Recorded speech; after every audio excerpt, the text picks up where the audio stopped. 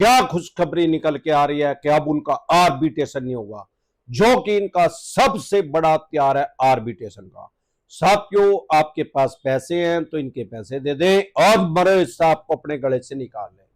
नहीं पैसे हैं तो राहु केतु ग्रह तो क्या करेगा, दुनिया का कोई ग्रह धरती पे आके आपका कुछ नहीं बिगाड़ सकता। और ये चवन्नी छाप ये तो सौदा ही कुछ नहीं है, इनका यमराज तो बैठा ही अमरदीप का ध्यान, इनको तो हरिद्वार तक छोड़ के ही आऊंगा टाइगरों को। साथियों, सबसे पहले ये बात समझें कि आर्बिट्रेशन अगर होता है तो आपका क्या बिगाड़ सकते हैं। आर्बिट्रेशन का जब ये नोटिस भेजते हैं, सबसे पहले उससे भी पहले बैक जाना पड़ेगा भाई, ये समझना पड़ेगा कि आर्बिट्रेशन है क्या चीज और इसका जन्म कब हुआ।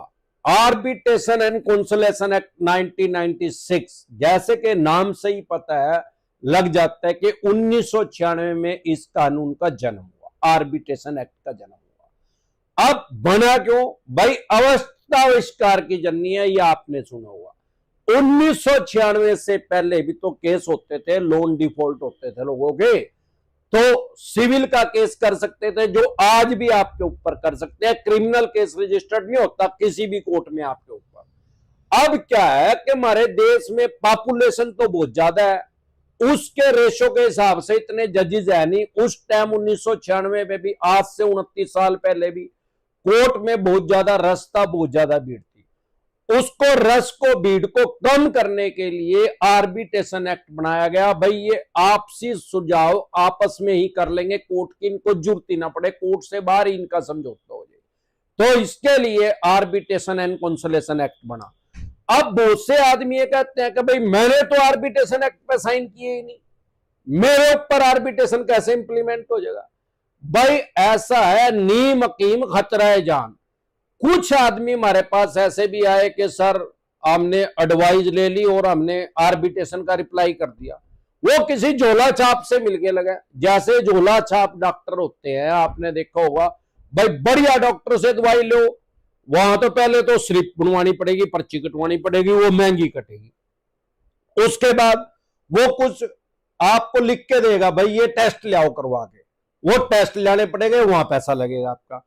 उसके बाद मेडिसिन लिख के देगा, वो मेडिसिन लेके आनी पड़ेगी, वो उसका पैसा लगेगा। किसी झोला छाप डॉक्टर के पास जाओगे तो वो तो कोई मिलने की तो फीस लेता ही नहीं 1 रुपए भी। उसके बाद ना वो कोई टेस्ट लिखता, क्योंकि उसको टेस्ट देखने ही नहीं आते, और वो कोई भी मेडिसिन भी लिख के नहीं देता, वो तो मेडिसिन अपने पास ही रखता है, 50 रुपए आपसे लेगा और वो मेडिसिन भी उठा के आपको दे देगा। इससे क्या होगा, नीम कीम खतरा है जान। कोई मरेगा तो मर जाएगा, बचेगा तो दोबारा आ जाएगा, नहीं तो मर गया तो चले गया हरिद्वार। ऐसे ही किसी झोला छाप से अगर एडवाइस ली किसी आदमी ने, हमारे पास ऐसा भी आया, उसने हमारे पास भी भेजा, भाई ये मैंने रिप्लाई कर दिया आर्बिट्रेशन का, और आर्बिट्रेशन फिर भी स्टॉप नहीं होया। अरे भाई उसका रिप्लाई क्या किया, उसके अंदर 8 पॉइंट होते हैं, 8 तरह के ऑब्जेक्शन होते हैं जो क्रिएट करने होते हैं। क्या ऑब्जेक्शन क्रिएट करा भाई, इस आदमी ने, जो हमारा क्लाइंट है, वो लिख के भेजा उसके पास, भाई इस आदमी ने ऑनलाइन लोन लिया, तो इसने तो आर्बिट्रेशन एक्ट जो है इसके ऊपर इंप्लीमेंट ही नहीं होता।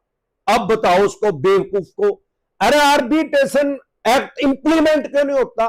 भाई हमारे देश में एक एक्ट है जिसको बोलते हैं एग्रीमेंट एक्ट 1873, 1873 में एक कानून बना, एग्रीमेंट एक्ट बोलते हैं जिसको। किसी भी तरह के पैसे का लेन देन अगर होता है तो उसमें एक एग्रीमेंट होता है। फॉर एग्जांपल, आप किसी जमीन का लेन देन कर रहे हैं, अगर उसमें पैसा नहीं लिखा गया, अगर उसमें पैसा नहीं लिखा गया तो वो एग्रीमेंट जो है वो अनलॉफुल है, गैर कानूनी है, उसकी कोई वैल्यू नहीं है, चाहे उसमें 1 रुपया कीमत रख दे। जैसे फॉर एग्जांपल, आज से 10-12 साल पहले DHFL नाम की कंपनी है, जो आजकल बैंकरप्ट हो चुकी है, दिवालिया हो चुकी है, उसके लोन भी बिक चुके हैं सारे।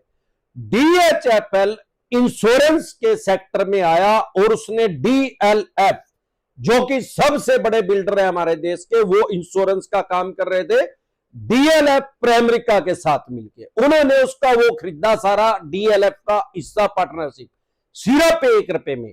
तो एग्रीमेंट एक्ट के अंदर सिर्फ 1 रुपया लिखा गया, बाकी का जो भी लेन देन था वो कुछ नहीं हुआ।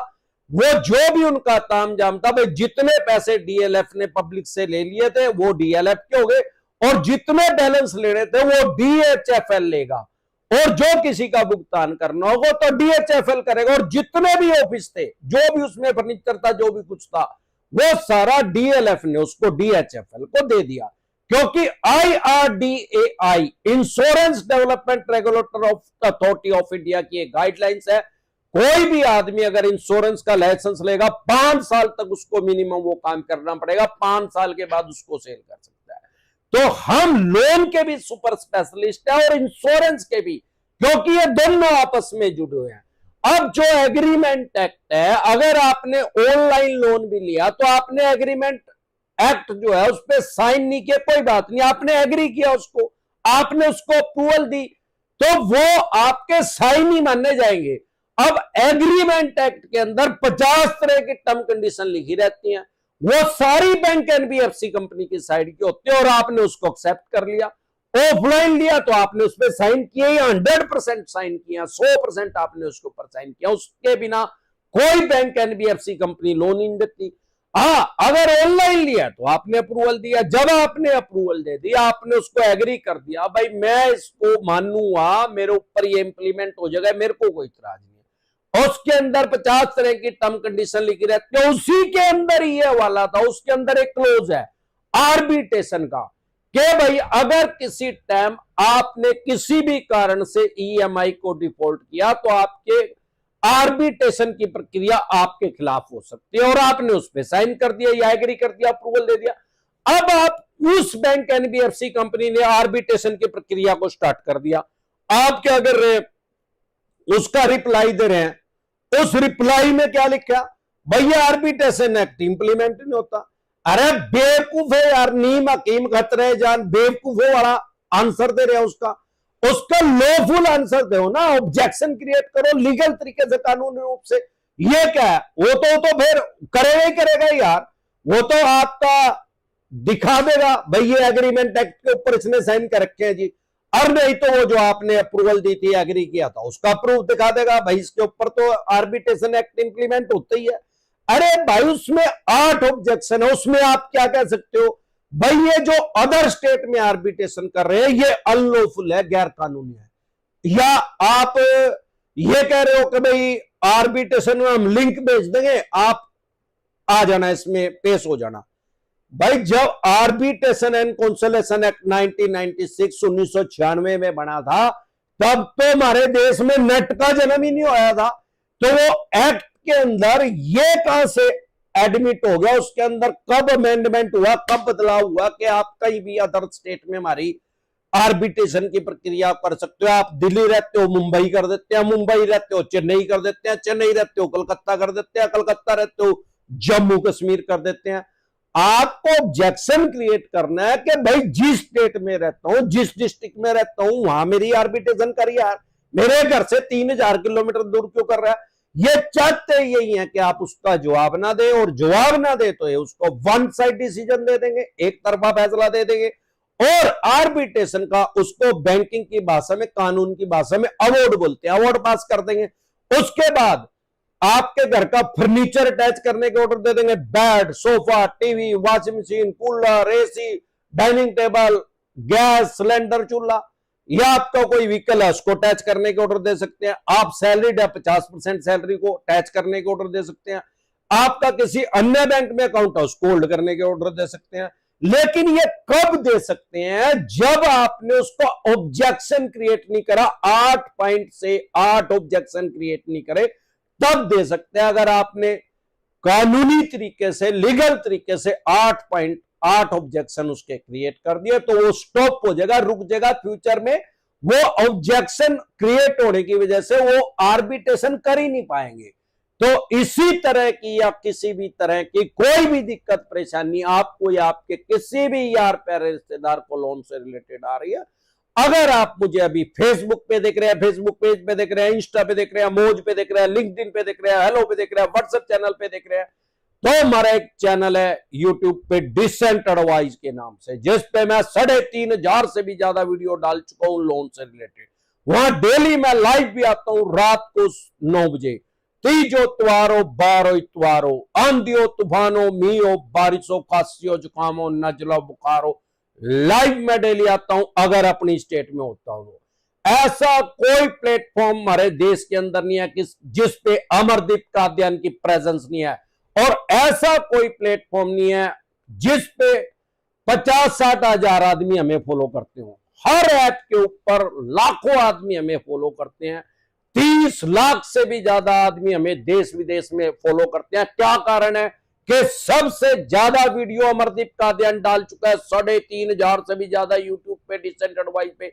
आप यूट्यूब पे जाके चेक करो, यूट्यूब आपको भी बता रहा है, हमें भी बता रहा है कि 3,500 से ज्यादा वीडियो डाल चुके हैं। 25,000 से भी ज्यादा घंटे अमरदीप कादियान लोगों को उनके राइट्स बता चुका है, अधिकार बता चुका है। सारे देश में किसी भी फाइनेंशियल एडवाइजर पे 25,000 घंटे तो क्या 12,000 घंटे भी नहीं बोला होगा, और ना ही किसी पे 3,500 वीडियो डाली। क्या कारण है कि अमरदीप कादियान के साथ ही हजारों आदमी हर रोज नए जुड़ जाते हैं अलग अलग ऐप पे, और हर ऐप के ऊपर हमारे साथ ही लाखों आदमी क्यों जुड़े हुए हैं? भाई लोगों की लाइफ में वैल्यू प्रोवाइड करवा रहे हैं, उनकी जिंदगी में उनका कुछ फायदा करवा रहे हैं। इसी कारण लोग बार बार हजारों आदमी हमारे साथ हर रोज नए जुड़ जाते हैं। एक बार जोर से मिलकर नारा लगाएंगे, जब भी आर्बिट्रेशन का नोटिस का रिप्लाई करे, एक्सपर्ट एडवाइस लेके उसका रिप्लाई करे, नीम हकीम खतरा जान। एक बार जोर से मिलकर नारा लगाएंगे, जय ससुराल।